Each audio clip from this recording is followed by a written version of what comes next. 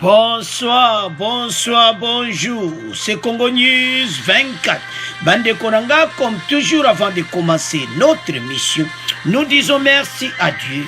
Nous disons merci à nos chers abonnés et téléspectateurs qui nous suivent partout dans le monde entier et en RDC. Bande Konangai, soyez les bienvenus dans l'émission Nabiso. Autre sur l'ensemble, la situation politique en RDC. À la une, Bandeko, dossier RAM. Assemblée nationale, Bandeko, motion de défiance rejetée. Donc, Union sacrée, Babi, jamais qui va ça à salir vraiment sous. Alors, Tokoyo Kayango, et puis on va parler encore quand le premier point. Nani a ça qui ordre Baboma Russi Mokende. Bandeko Nanga, Silvano Kassungo, convoqué au procès Russi Mokende. Alors, tous à la connecter, tout développer ensemble. Deuxième point, Bandeko Nanga. Boyoka Oyo Glencore Asali, ba Congolais. Na mina cuivre Koluzi. Bandeko za soma après ba chinois. Glencore. Bandeko ba contrat Oyo Kabila Sinyaki. Bandeko boko yoka. Oyo Kobima Awa. Et ça somme. Alors, tous à la connecter. Troisième point, chez téléspectateurs. Et Yindi Naïtou. Ba officier phare d'ici. Oyo bande konangai. Ba il détourna qui ba fond. Ya état de siège. Bande ko 10 ans de prison. Ferme. Alors tous à la connecter. Bande ko bazo liambala. Alors tous développons ensemble. Alors bande konanga, on va commencer cette émission avec dossier RAM. Bandeko ezala qui sont mon assemblée nationale. O balobake yindi ba député ba tomboki ba to FCC ba sileki na ndenga mukete ba on balingaka ki basalo. Bandeko, parlons un peu la logique des choses. Dossier Rome, bandeko taxe wana ezana ba pays ebeli. Les problèmes autozana on a EDC, peuple na biso amesana makambo wana ti. Peuple a vivre mais une misère. La façon dont a été introduit, et ça qui une erreur. Peuple a qui a vérité, c'était une erreur. Bah, tous va comprendre, mais l'idée qui bat, c'est ça une bonne idée. Yango Bomoni va député Union sacrée, l'Assemblée nationale, motion de défiance rejetée. Augustin Kibasa sauvé de justesse. Parce que ça qui sont. Parce que quelques députés, il y a union sacrée, balinga kite balinga ki basa alungwa. Bandeko écoute si 26 okotsa mbongo na l'état. Mende baye bande na ko appliquer yango. Bazwa peuple, petit peuple yo, batike na no calme.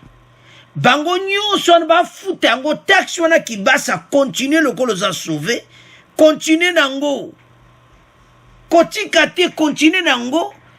Ndengo za sauver, continue nango. Parce que ndenge bazawana. Bango bazako boye na ba député musu ya FCC o bazo tomboka. Bazo linga kofuta. Mais na comprena batiote. Eza ramwana, eza enregistrement des appareils mobiles. Nangola, basalakango. Ba pays belé. Ba pays européen, ba pays américain, basalaka yango na ba pays mususu. Mais tant que pays na biso, et mon occasion qui basa kote sa recette na mboka, mabe wapi. Bango basa ko utiliser ba pareil wana. Mais ba kote sa taxe na l'état. Na ba pays bande ko boyoka ba pays occidentaux, européens. Bazana wana ba minere netibiso zanamuti. Et l'on ne kote sa kambongo na ba pays wana. Taxe. Salaire na yo, bazo kata taxe. Ba mbongo, ba taxe. Makambo ebele ba taxe. So tali ba taxe batu ba futa kana ba pays européen. Mutabaye na ye. Alors, RDC fait comme un niveau ya ko charger ba taxe.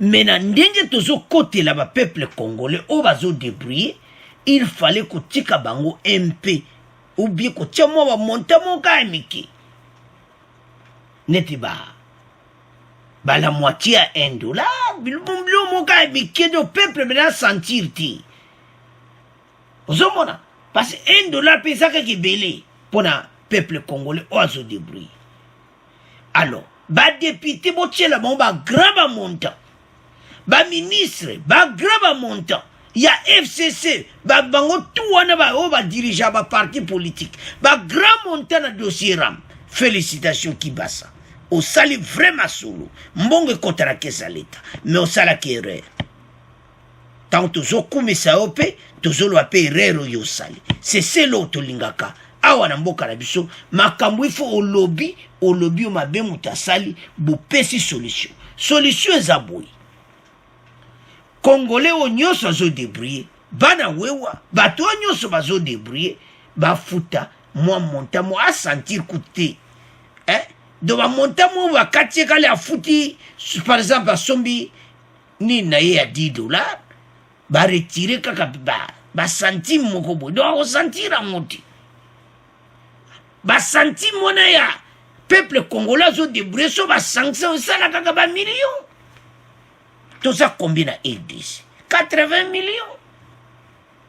Sur les 80 millions, Dieu soit ministre, ba fouta kata ba $50, ta ba $100. Donc, ba fouta bena ko sakana teme ba peuple congolais zo débrouiller. Bo tieli ki ba so tieli ka mo monta mo mkibo tiki mona no gratuit pour le moment. Mais bateau monsieur na ba fouta. Parce que le problème autozolo ba tika mo attend. Parce que bawuti na pasi bawuti na torture inani torture wana esalaka bakongole pasi bango baza kosouffrir bao débrouiller baministre ya PPRD FCC bazo yiba mbongo bazo mbongo a l'état do bazo sakana bango nango et impunité kosakana nango te peuple azo souffrir donc mawato alors au tiki ba mo attend le bien à partir de 2022 bon no futa mo ba sentir moko boye tango zo ko tia mega na yo ba longolo mo ba sentir ko sentir ngoti mais bo ba tikali wana il faut ba futa ba monta ba graba la ekota na trésor public alors c'est ça mboke avancé les taxes bandiko to soutenir idée à dossier ram le kola survivre le kola longweti makambo eleki nango propre na Assemblée nationale te semno ke bandeko boyeba ete union sacrée baza union bakolinga te équipe pola alors ezalaki benda bika mais à se sauver mais dossier ram bon comprendre en tout cas et continuer kotsa mbongo na leta donc recette toujours luka yango bata FCC batika ko déclarer bazana ba mbongo batika ba déclaration na bango o bazo réclamer ba komo sengo ki basa longwa boyoka bango ti union sacrée botele ba pour l'intérêt du pays qui basa ina ba idée bien nda banda ki ngo mabe alors to tiki po ina bino to komo le kana deuxième partie oyo Russie Mukendi la question est awana nani apesa ki ordre baboma Russie Mukendi alors Silvano Kasongo convoqué comme renseignant donc azaye convoqué na procès wana po témoigner ame ko expliquer pe na ndenga ba bal na nde basala musana bango pour aider justice militaire ba joba décision sur Karine oyo aza na makambu wana ya mort ya Russie Mukendi. L'instruction de l'affaire de l'activiste Russie Mukendi s'est poursuivie ce lundi 11 octobre en chambre foraine à la prison militaire d'Indoulou. Après la descente du lundi 4 octobre dernier sur le lieu du meurtre, il a été question à l'audience du jour pour la cour militaire de recueillir des observations sur la descente effectuée à la paroisse Saint-Benoît dans la commune de Lemba. Bande ko bakena ki place oyo makambo salamaki po bameka kozwa scénario nyonso yango mpe babengisaki Kasongo oyo aza commissaire na biso ya police ya ville ya Kinshasa. Alors avant de continuer mission tolanda extrait oyo bon to continuer mission na biso. Justice. Le général Silvano Kasongo est attendu au procès de l'assassinat de Rossi Mukendi pour témoigner sur demande des parties civiles. La cour militaire de Kinshasa Matete a fait une descente sur les lieux du crime à Lemba afin de reconstituer les faits. L'audience publique d'hier lundi a tourné autour de la dotation des munitions qui ayant servi à la commission du crime le 24 février 2018. Qui avait doté l'escadron mobile du Mont Amba des munitions? Y a-t-il eu un document signé pour cette dotation? C'est parmi les questions ayant fait l'objet de cette audience au cours de laquelle les prévenus ont été confrontés. À la prochaine audience, le commissaire provincial de la ville de Kinshasa devra également faire sa déposition comme renseignant. On écoute à ce sujet un des avocats des parties civiles, Maître Toujibiki Lediani Chai, au micro de Jeff Ngoy. Le commissaire principal adjoint, M. Bitema Wabitema, a fait sa déposition en ce qui concerne la dotation de munitions pour la manifestation du 24 février 2018. D'entrée de jeu, M. Bitema Wabitema soutient qu'il n'avait jamais doté à l'escadron mobile commandé par Mme Karine Lokesso des munitions d'exercice ou des balles réelles. Il affirme avoir doté au commissariat district de Moamba seulement les gaz lacrymogènes qui devraient être utilisés ces jours-là. De son côté, Mme Karine Lokesso, commandant escadron mobile, affirme qu'il avait reçu une dotation de M. Bitema Wabitema. À son tour, M. Bitema Wabitema exige à Mme Karine de produire un document qu'ils avaient signé conjointement à l'occasion de cette dotation.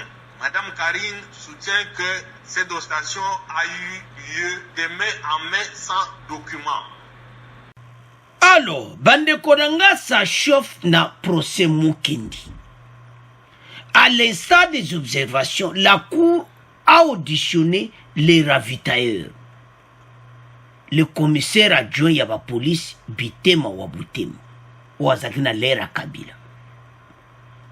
Alors, batuni ye raviem ta pesaki Minduki. Mais yoka yalobi. Pour savoir l'origine des munitions létales que détenaient les gardes de Karine, lors de la décomposition, le commissaire adjoint a démenti. Karine a lobi ya pesa inga babal. Réel. Bandeko tolan. Karine wande azoloba. Et la vérité. Que le commissaire adjoint Bitema pour avoir l'origine des munitions létales.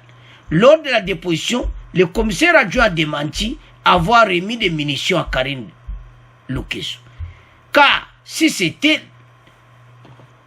le cas, il devait avoir une décharge qui prouve la dotation et la réception de telles munitions.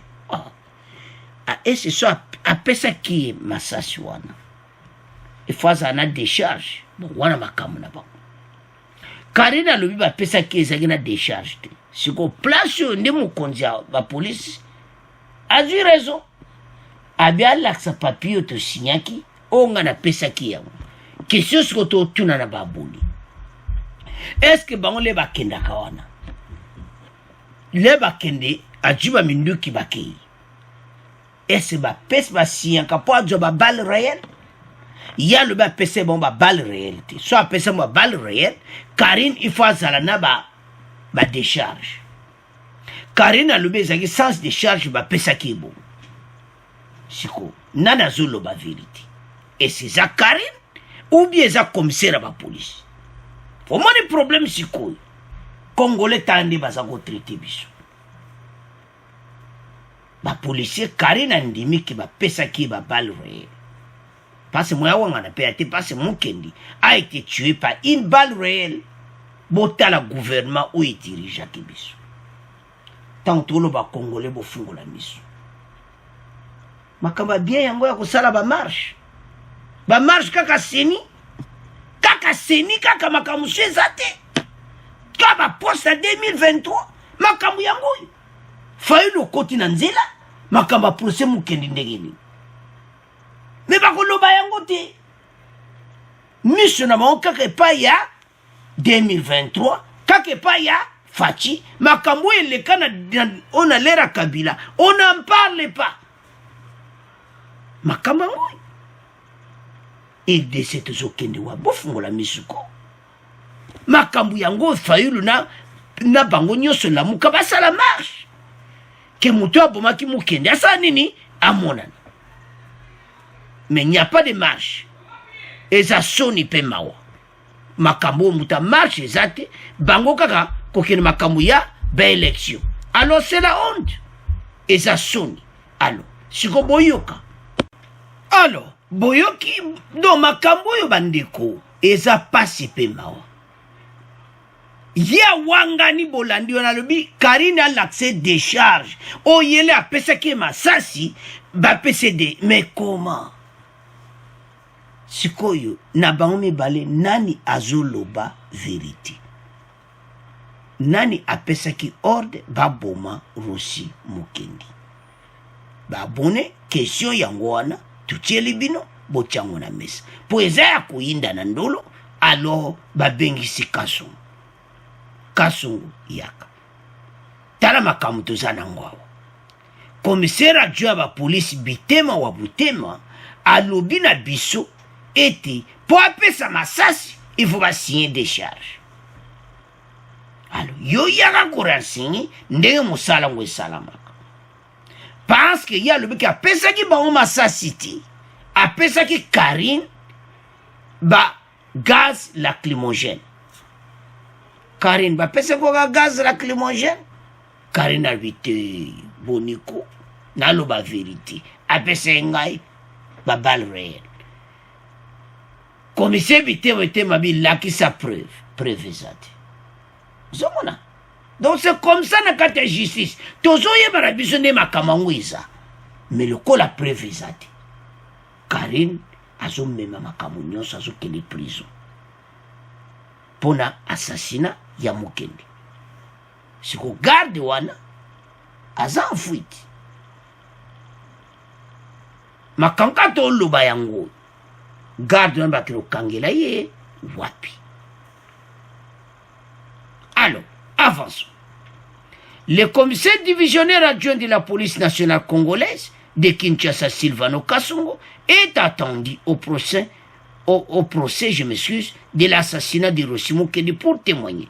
Sur demande des parties civiles, la cour militaire de Kinshasa Matete a fait une descente sur les lieux du crime à Lemba afin de reconstituer les faits.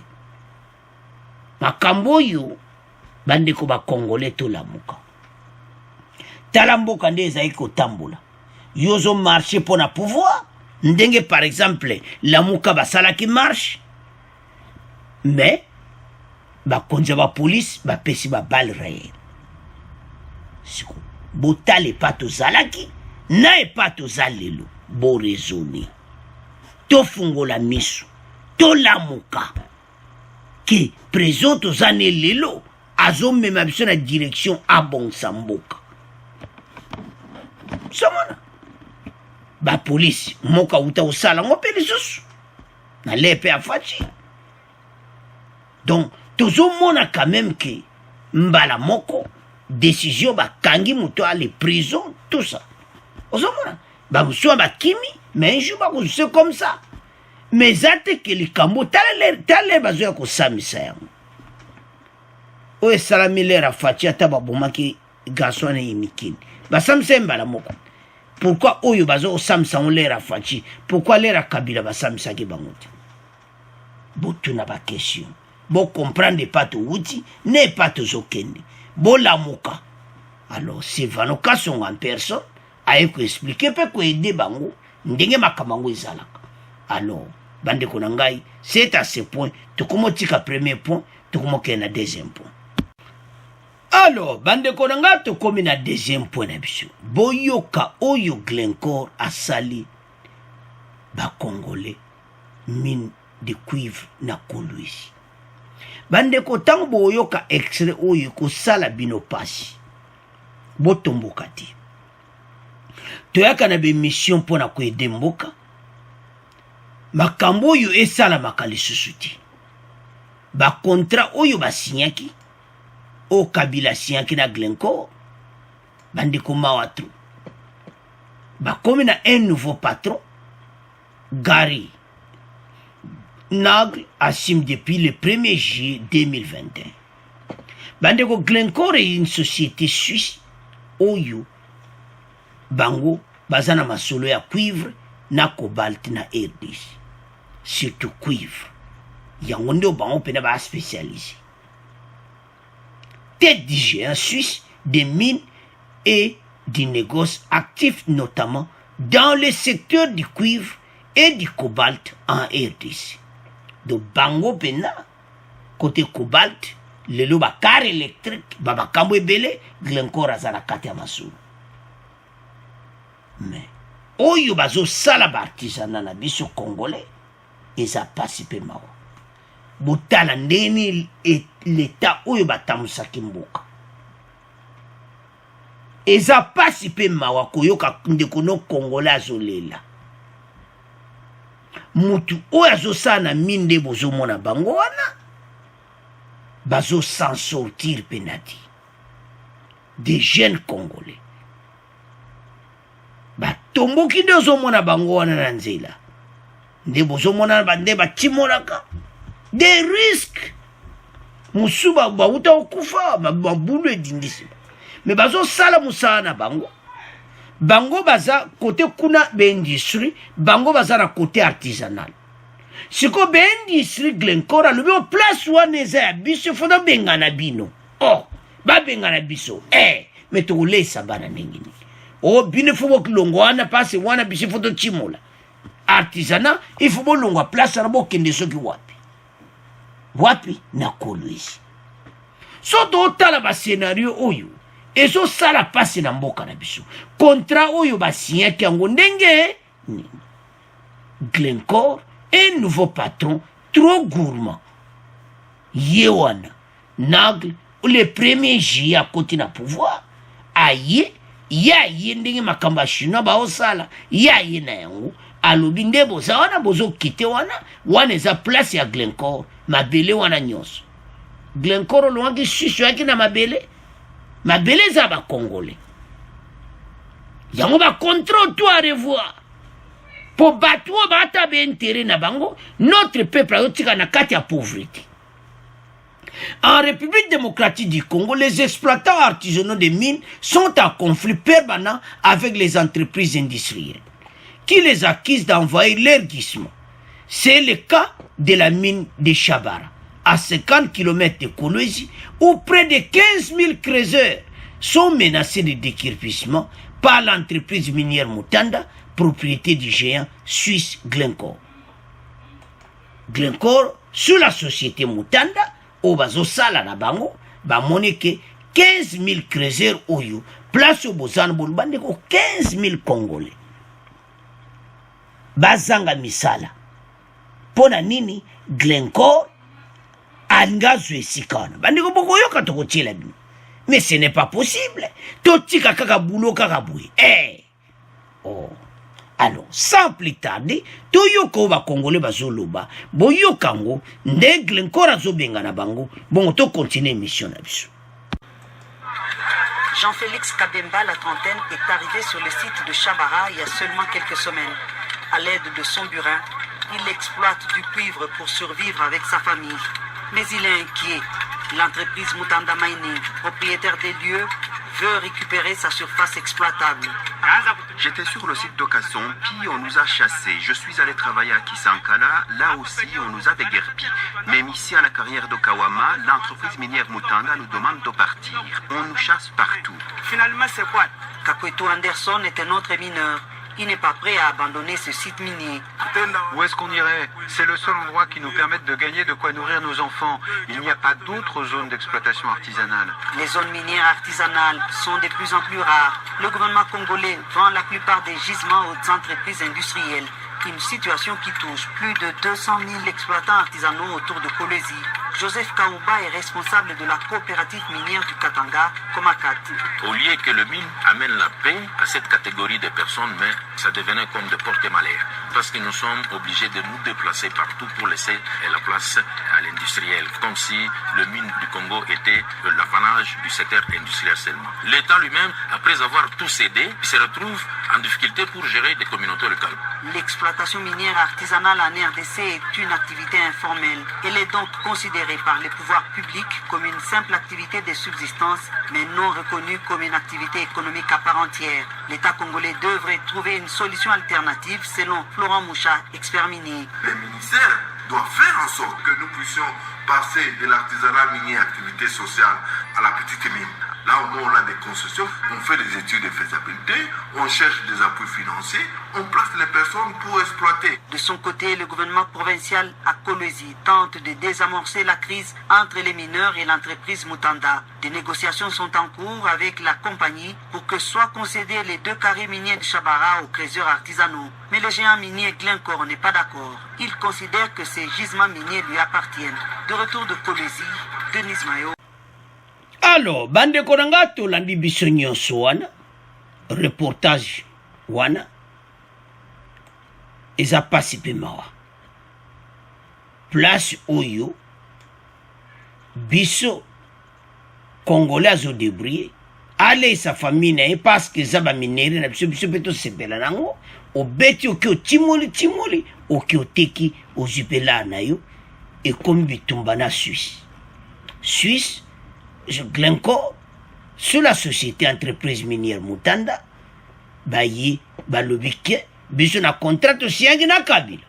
Wane za terrain na biso. Oh, terrain na bino, biso to longwa, biso bankolo mboka, bokiti. Bateau, makambo za grave, to landi wana. Après avoir tout vendu, maintenant on a un problème avec la communauté locale. Si la communauté locale va lia nini. Ce n'est pas possible. Glencore est un nouveau patron trop gourmand. Et ça passe pe mawa. Alinga galia nyonso. Peuple congolais souffrir. Ba contrat ne asinyaki. Na pe perdu. Donc mawa trop. Botale patozokende. Contrat mini. Tout il faut revoir. Ndekuranga congolais tanota la baonde va telemi à côté gauche bazo marcher. Bazana colère. Gouvernement sala tout. Balé sabana bangwana. Finalement on va aller où? Bazako déplacer bango. Côté kuna ba chinois ba bengani bango. Baya côté Suisse ba bengani bango. Namboka na ba komba nomade pona ko creuser namboka na bino moko. Alors que balé sabana bango. Fatia utiko libéraliser yango alobi ke ba creuseur batika bango basala musana bango po balesa ba famille na bango loko ba libérer bango basala musana moze suma kam mayu ate fatia ya libérer bango ba creuser na bango bateka bilongo na bango ba société industrielle esali bango bien te ba sécurité ndenge gouvernement ya fatia on fatia ye ba libérer ba creuser basala libre. Et c'est ce que je suis creuser, timola na bango. Donc artisanat va continuer. Les exploitants artisanaux des mines va continuer vie na bango. Ba lesa ba na bango bolandi wana next. Mais Glencore Suisse à l'obité. Na ba contrat de biso to signaki, place on eza biso, il faut bokiti. Tala pa makambo zokende. Bande ko cuivre ezo sala makambo. Cobalt ezo sala makambo. Sikoyo botala bino moko pa mboke witi ya otesa congolais kaka avant mimo bana makelele tale patu witi tala makama ko sala ba marche yango pour peuple congolais à vivre na liberté mais marche kaka nini élection 2023 vraiment kambu yango peuple congolais zo souffrir ndeko na yo. Mais batu nyonso mikolo misuka na élection 2023 fatialo. Mais boniko bozo mona te bako bozo mona te pa wapi mboka na biso mwemba balimbo ko ebongati. Nde baza Suisse nde baza la kawana mboka na bango kaka. Bande ko Suisse bazo la démission parce que zana bande ko ebele balanda biso na Suisse. bandeko boyebisa biso ka bato oyo soki tozalaki na Suisse soki tozalaki na Suisse mpenza bango bakolinga mais parce que bango bazomonaki bango Suisse baimpose bacontrat basinyaki babenga na Congolais. Alors biso nyonso topesa bamessage baexploitant artisanaux balongola bango wana ti bandeko baza tia na hectare na bango déjà baza nango. Et ce qui est grave toyebi te na bacontrat ya tolobaka ka M. Kabila ex-président de la République azalaki entouré na batu oyo batanga soi-disant des professeurs. Bosie ba contrat est-ce que bazali ko mesurer ba mètre carré, est-ce que bazali ko mesurer hectare wana combien Glencore yokozwa nandimi pete nasi bayaka bon Glencore ko wana na ko wana eza ya bino signé makambo esili mabele. Mais il faut botia ba ligne ba limite mena ba pesa ba onkaka bongo donc ko timola ne banda soki ti wapi. Non, ce n'est pas possible. Bon comprendre que 15 000 creuseurs dans la place moko ko 51 munene bazo timula 15 000 ba koma sans emploi nana bengani bango ba contrat oyo PPRD asinyaki. Non, to ko accepter yango te. Fati atala makambo oyo batika ba artisanat oyo ba continuer musala ba conseiller président bazo landa pete émission en tout cas makambo oyo eko continuer boiti. Botala makambo mboka ndenta botala. Peuple congolais ko continuer ko souffrir te. To souffrir mingi pendant les 20 ans. Et comme temps peuple congolais akatimoli libanga na ye abimisi asali masulu. To kende ti wapi. Alors bandeko tala problème to zana mona ba minire. Ministre Amin yepe maman Azatou, dont Azana Lanter Makasi, Aluka a réagi rapide, batika ba jeune creuseur basala musala na bango. Ce que Glencore alingi, aswa bango na musala, afuta ka bango bango bazo timola ba pesa e. Comment boya obenga na batuka ka bongo, na mboka na ngamoko. O ba contrat. Tuko pesa bango faute. Mais d'une part, bango bazo tala ba contrat na bango. Alors, la question qu'on se pose, soi-disant des docteurs autour de Kabila, des professeurs, quand ils ont signé ces contrats, est-ce qu'il y avait ça qui va limiter à hectares? Par exemple, Banda ou Tikuna, il y a 1000 hectares pour Nayo, ou combien d'hectares, ou 100 hectares, et c'est ma limite. Point d'interrogation. Yaka, tu vas dans la messe, tu signes un contrat, masole sili, yo zui, ngana zui yanga, ngape na lekano yanga. Masola buo, pia ministre Amin ya PPRD, a zui balar, a lekani, oyo kuna pa ya zui, a lekani, a le bakabole yango, et koloko la gâteau, monsieur et kati ba frontière, donc c'est comme ça de toujours vivre na mboka na biso. Sikoyo, galère zoya na ba artisanaux. Bango bazo débrouiller fina bango. Yango bolandi wana ndeko na lobby que on a tout vendu maintenant bazo kokate ko aider population locale il faut vivre ba minerie bandeko na vanda kana terrain o ba cuivre na ba cobalt ngana za la pauvre abotika bajeko yango wana bango bazo tomboka alors makamango siko to koma na kata révolte comme na 21e siècle bato baza esclave ti baza na mboka na bango baza na basi bana vie na bango. Alors gouvernement tala makambo oyo peuple oyo bakoko bengana ka bango te bakoma ba nomade baza na besoin ba vivre une vie na basi na bango balesa bana na bango bakotsa bana bango ba classe bande ko musu baza na bolandi wana. Et ce qui est grave, il y a des mineurs. Voilà ça un autre pote ntolo bapi ba minero na bakoko ya ko sala wati parce bakokufa. Hein? L'État régularisé makambo ministre Amin Kende bo régulariser exploitant artisanaux. Mais si vous pouvez faire une condition, ba mineur bakoko ya ko timola kati. Bakokufa. Ba kende classe, ba papa ba timola. Alors, bande konanga esa pas si pe mawa. Mais toujours vivre ba ora biso moko to memi ngambo mokili muma miso wana Suisse mbuma miso ebibi bata Suisse kaka Glencore wana zo benda ba grand biloko alors na ba contrat ba signaki tala wa kotisika le 1er juillet mais yoka kombo ba pesi chez Glencore un nouveau patron trop gourmand donc balingi bazwa ba cuivre nyonso na ba cobalt ba kenango Suisse alors bande konanga totika ngona bino et sali passe na motema makambo ya bio bakosa ba marche basala kati mais ba tout autorité politique oyo bango ba yuka élection 2023 pona ba besoin na bango kako 2023 botala likambo ba congolais makambo important to lobakate kaka 2023 ngana bima président de la République 2023 na même makambo na conseil de sécurité 2023 na ngai Fayulu 2023 Fayulu tala makambo ko sala ba marche soko lingaka ba congolais alors c'est à ce point tout tiki deuxième point tout moke na troisième point alors bande konangato comme na point na biso il y a 10 ans de prison ferme contre 5 officiers ya FARDC et de la police. Bandeko, et ça la passe. Comment Bato boyebi li solo anto betaka. O bakenaki pa maman Francine. So bozo reconnaître ango. To beta li solo bakenaki pa maman moko ateka kamadesu. Bakeno ojo ba faux facture usage de faux. Pour kaka na biloko ba sombaki bango ba baksa ba montant. Alors, bakateli bango 10.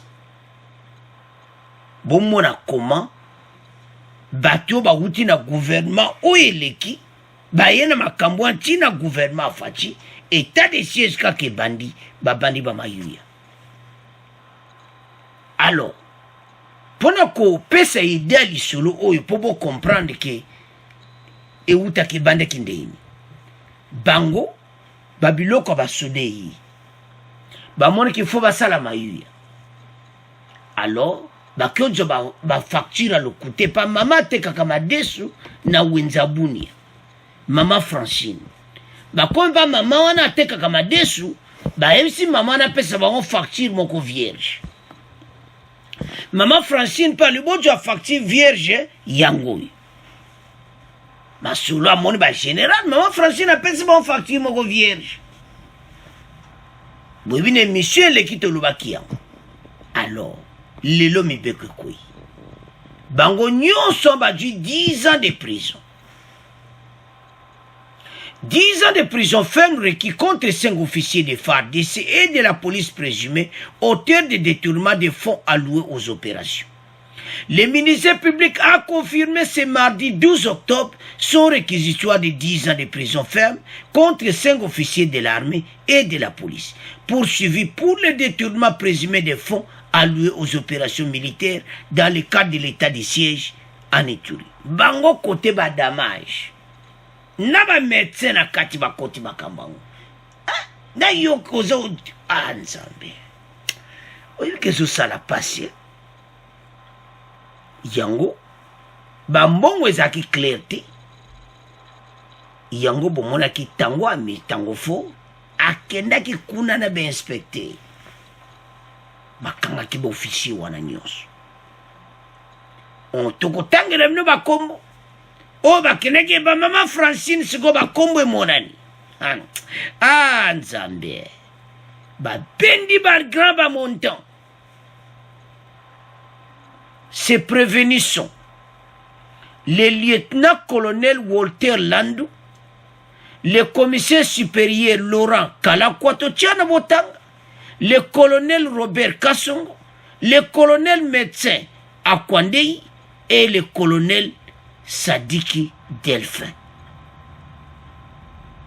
Bango, Bakendaki, qui n'est pas maman Francine, ou Ateka Kamadesu na Wenzabunia. Maman Francine, ozana resi moko video na facture mo video biso to utiliser to sa mayu ya nzambe na ngai. Maman papa si bango. Avançons. Il leur est reproché l'usage de faux et dédoublement lors des achats. À l'audience de ce jour, la Cour militaire a révélé de nombreuses irrégularités dans les procédures d'achat de vivres aux militaires. Les militaires na front bana besoin balia. Mais yo kiko vimbisa ba réussi pour Kinshasa abaksela yo mbongo. Nzambe na ngai. Eza passé bandeko nanga. Bakeko kuta mama wana, mama azoteka madesu, apesi bango facture moko vierge. Usage de faux. Alors, ministère public en tout cas retarda kiti. Mbalamo abambi bango 10 ans. Mais il fallait mieux qu'on baxe. Parce que bambongo wana oyo ba détourner za bambongo oyo ekoki kosala makambo mosusu à part bilo akolia. Mais bango ba lexi yango ba baksi bilo akolia à peu près le double so quadruple encore ba doki facture vierge et pas maman teka kama desu na wenza bunia. Allez va changer facture. Quel esprit. Oh. Et ça passe. Beaucoup de maman battu na makambo. Maintenant, si ba yokeli biso na émission toloba ki maman na bati prison, tu vas comprendre maman. Mais dans la loi, aucune prison. On paye une facture yoza na kati ya masolo. Mais na limité, ba tie komba maman ate na mte so ba yoka ki émission ba comprendre pour to bondela ki bango te maman batu. Bango ba yela ki ekop. Bonjour moi punition moi mukebo pesa e pour maman zo débrouiller. Bango ba yeko singe facture ya facture moko vierge. Ya moni ba colonel ba komeli. Bon maman salani. Apesi ba colonel ba papier facture moko vierge. Ba on va que remplir usage de fou. Et ça soni. Ba ça sala soni ya mboka. Kokene tie pa maman teka kama desu. Bo telemia bo kepe bo di nzambe. Na ba police. Mais baza ba kambi, ba colonel. Nzambe. Et ça soni babilo kaboui. Yango zomona bo détruire armée. Yango zomona même ADF le lazo reye pas ça zo somba bino na mbongo. Tangu dejo zo yiba mbongo ma OK mbongo ya bilo akulia. Bongo so ADF ayelo ba monte okozwa. Toujours teke kolo, toujours boma bande qu'on a besoin de kolo ya ba besoin ya biso moko. Congolais, toujours kende wapi. Alors babami bango 10 ans de prison pour na ba fausse facture. Parce que mbongo wana oba je kwa ko sala makamu susu. O eza ba preuve tangible. Ndenge ni mboka na biso izaki ko tambola pendant les 20 ans. Donc, mboka ezaki détruit na nenga mukiti. Comment que un colonel oazo se respecter akende tie pa mama teka kama desu na wenza bunya kodwa facture. Bolana ke on émission passée to tie la kibine. Lelo ba kateli bango 10 ans de prison ferme na bunya. Alors, le tribunal militaire de garnison de l'Ituri à Bunia va décider. Makambo esalama lisusu te. Ba militaire bazala parce que facha zobunda libanda azokende tala uti na Arabie Saoudite aji ba blende azoya nango ba blende wana ekosunga kuna facha zoke koluka partout ande kweza pasi azoluka na ndenga kewana ba coopération militaire makambo ebele na défense ba sien ba biloko ebele ba contrat tokolobela na émission koya bazongi pene okaka na grand biloko bauti nango et na Arabie Saoudite pour l'intérêt du pays. Mais côté oyo officier ya FARDC bazo se respecter tina bilo akolia ya basoda na front bo bakti facture kapo bo pona bino moko. Alors bandeko za soni c'est à ce point de comment clôturer mission na biso. Alors bandeko bo abonner massivement, bo partager. Au revoir, à la prochaine.